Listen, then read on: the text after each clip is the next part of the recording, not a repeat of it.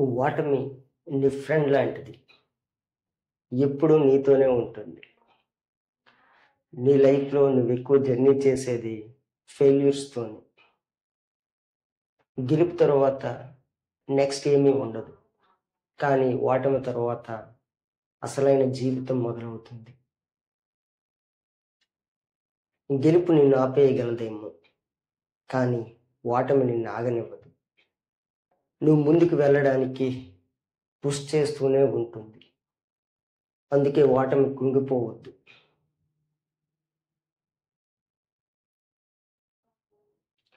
ఓటమి నీ గెలుపుకి దారి చూపిస్తుంది. ఓడిపోయావు. అయితే ఏంటి? లైఫ్‌ని ఎండ్ చేసుకుంటావా? ఓడిపోవడం తప్పు కాదు. ప్రయత్నం చేయకపోవడం తప్పు. ప్రయత్నం చేస్తేనే కదా గెలుస్తామో, ఓడుతామో తెలిసేది.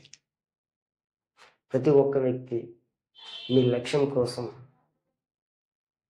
ఏదైనా సాధించాలంటే తప్పకుండా ప్రయత్నం అనేది చేయాలి.